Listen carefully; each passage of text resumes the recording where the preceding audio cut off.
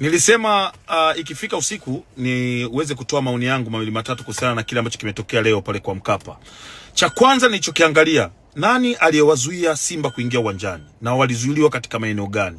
Moja, walizuiliwa nje ya uwanja wa kwa Mkapa. Kwa hiyo wao Simba pamoja na hao wanaowazuia wote walikuwa nje ya kwa Mkapa, nje ya geti. Geti lilikuwa limefungwa.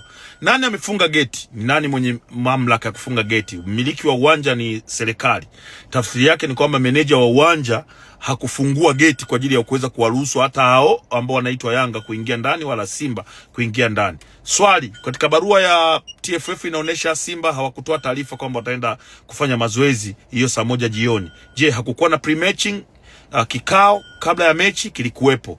Kwa nini hawakusema? Tafsiri yake ni kwamba either walisahau au walidharau. Sasa mwisho wa siku ndo hichi kilichotokea. Na nani aliahirisha hii mechi? Hilo ndo swali lingine. Wa kwanza kusema hatutacheza ni Simba. Kwa TFF walikuja kama kuwekea tu muhuri kile ambacho tayari hata Simba walikuwa shakiamua muda mrefu. Lakini nilifuatilia page ya TFF mpaka mchana.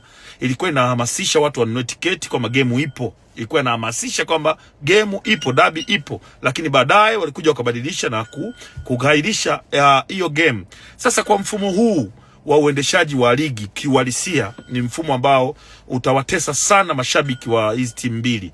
Tunaomba sana hasa mashabiki wa Yanga, viongozi wa Yanga wasikubali kurudisha timu uwanjani mpaka pale ambapo tutaona kuna watu wamechukuliwa hatua kutokana na hichi kilichotokea, kwa sababu tumeona game nyingi zilichezwa, zilitokea mizengwe zikachezwa. Pamba na Simba kulikuwa na mizengwe na ikachezwa, lakini pia tumeona game nyingi ambazo zilikuwa na mizengwe inafanana kama hivi lakini hazikuahirishwa, zilichezwa. Kwa nini hii ya kwetu imeahirishwa?